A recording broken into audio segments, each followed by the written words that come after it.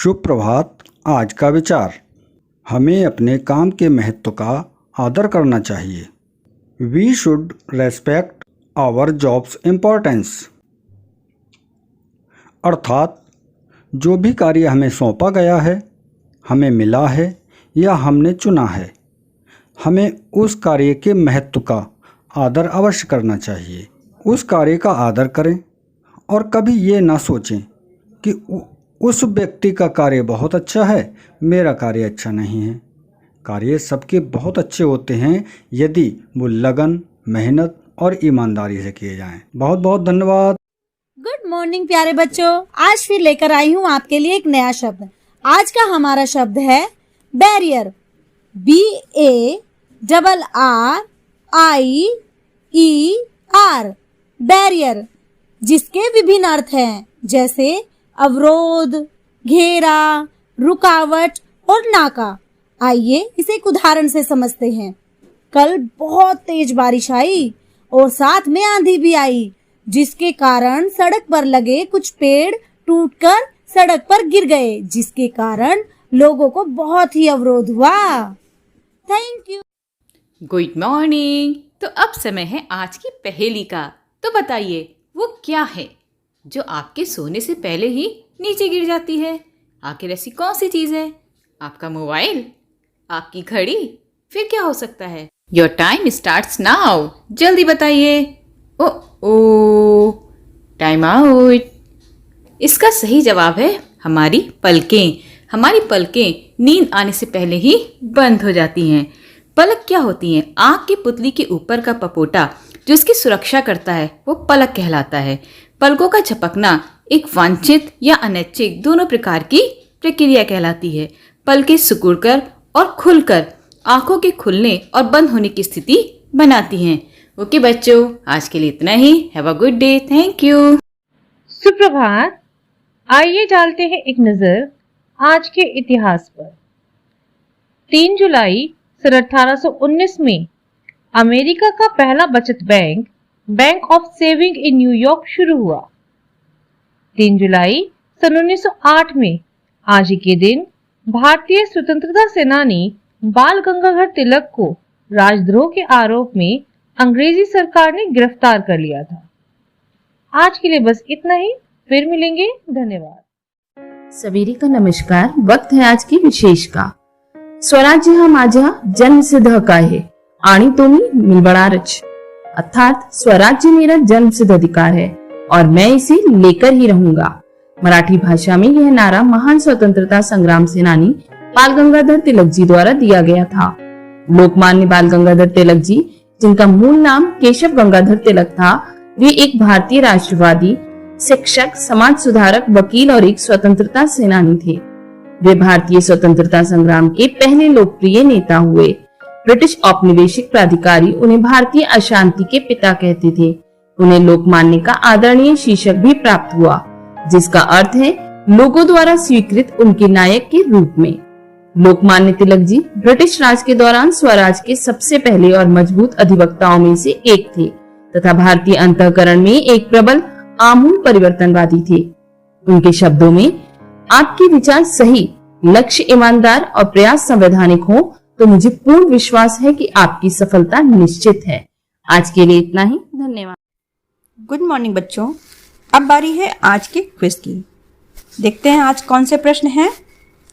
पहला प्रश्न है, पेसमेकर का संबंध शरीर के किस अंग से है? इसका उत्तर है हृदय। पेसमेकर एक कृत्रिम उपकरण है जिससे हृदय गति को नियंत्रित किया जाता है। प्रश्न नंबर 2, मानव शरीर के किस ग्रंथि को मास्टर ग्रंथि कहा जाता है? इसका उत्तर है पीयूष ग्रंथि को। पीयूष ग्रंथि एक अंतःस्रावी ग्रंथि है जिसका आकार एक मटर के दाने के जैसा होता है। प्रश्न नंबर 3, कार्बन का सर्वाधिक शुद्ध रूप कौन सा है?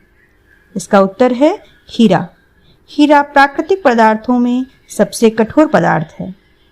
प्रश्न नंबर 4, एक्सरे का आविष्कार किसने किया था? इसका उत्तर है रॉन्टगन ने। रॉन्टगन ने एक्सरे की खोज 1895 में किया था।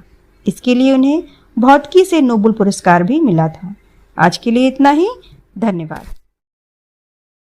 प्यारे बच्चों, आज मैं आपके लिए लाई हूँ बाल गीत जिसका शीर्षक है क्रिकेट। क्रिकेट तो खेलते हैं ना आप। आज इस पर कविता सुनिए। बिल्ली यह बोली चूहों से, आओ खेले खेल, प्यारा क्रिकेट खेल निराला, मन का होगा मेल। लकड़ी की थी गेंद और था खूब बड़ा सा बल्ला, खेल शुरू जब हुआ फील्ड में मचा धमाधम हल्ला।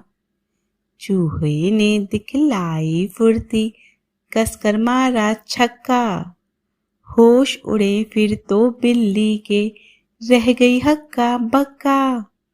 भूल गई वह अपना वादा, झट चूहों पे झपटी, चूहे बोले भागो भागो, यह तो निकली कपटी।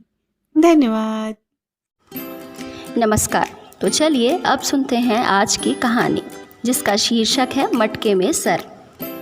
एक बार महाराज कृष्णदेव राय किसी बात पर तेनालीराम से नाराज हो गए। गुस्से में आकर उन्होंने तेनालीराम से भरी सभा में कह दिया कि कल से मुझे दरबार में अपना मुंह मत दिखाना। उसी समय तेनालीराम दरबार से चला गया। दूसरे दिन जब महाराज राजसभा की ओर आ रहे थे तभी एक चुगलखोर ने उन्हें यह कहकर भड़का दिया कि तेनालीराम आपके आदेश के खिलाफ दरबार में उपस्थित है। बस ये सुनते ही महाराज आग बबूला हो गए। चुगलखोर दरबारी आगे बोला, आपने साफ साफ कहा था कि दरबार में आने पर कोड़े पड़ेंगे। इसकी भी इन्होंने परवाह नहीं की। अब तो तेनालीराम आपके हुक्म की भी अवहेलना करने में जुटा है। राजा दरबार में पहुंचे। उन्होंने देखा कि सिर पर मिट्टी का एक घड़ा ओढ़े तेनालीराम विचित्र प्रकार की हरकतें कर रहा है। घड़े पर चारों ओर जानवरों के मुंह बने हैं। तेनालीराम, ये क्या बेहूदगी है? तुमने हमारी आज्ञा का उल्लंघन किया है। महाराज ने कहा, दंड स्वरूप कोड़े खाने के लिए तैयार हो जाओ। मैंने कौन सी आपकी आज्ञा नहीं मानी महाराज? घड़े में मुंह छिपाए हुए तेनालीराम बोला, आपने कहा था कि कल मैं दरबार में अपना मुंह न दिखाऊं, तो क्या आपको मेरा मुंह दिख रहा है? हे भगवान, कहीं कुंभकार ने फूटा घड़ा तो नहीं दे दिया? यह सुनते ही महाराज की हंसी छूट गई।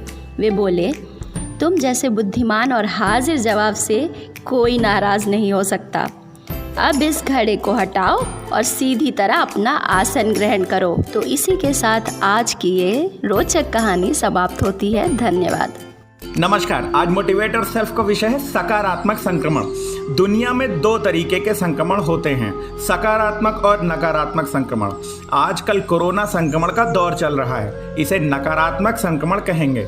जब खुशी, ज्ञान, आत्मविश्वास, साहस, सहयोग, अभिप्रेरणा, समर्पण, अभिव्यक्ति, रचनात्मकता, सृजनात्मकता, प्रोत्साहन आदि का संक्रमण होता है तो उसे सकारात्मक संक्रमण कहेंगे। दुनिया में हर चीज बढ़ती है, चाहे वो अच्छाई हो या बुराई। प्रकाश करने मात्र से अंधेरा कम नहीं होता, बल्कि प्रकाश बढ़ जाता है। हमारे जीवन में हमारी भाषा, हमारी सोच, हमारे व्यवहार, हमारे व्यक्तित्व पर उनका प्रभाव सबसे अधिक होता है जिन लोगों के बीच हम रहते हैं, जिन्हें पढ़ते हैं, जिन्हें सुनते हैं, जिन्हें देखते हैं, जिनके साथ समय व्यतीत करते हैं। जिस प्रकार किसी बच्चे को जैसा वातावरण और परिवेश मिलता है उसका विकास वैसे ही होता है, उसी प्रकार एक शिक्षक के तौर पर हम स्वयं को विकसित कर सकें। इसके लिए सबसे जरूरी है कि हम शिक्षकों के बीच में रहें, उनके कार्यों को देखें, उनसे अभिप्रेरित हों। इसी सकारात्मक संक्रमण और वातावरण का निर्माण ही मिशन अभ्युदय की मूल भावना और उद्देश्य है। धन्यवाद। आपका दिन शुभ हो।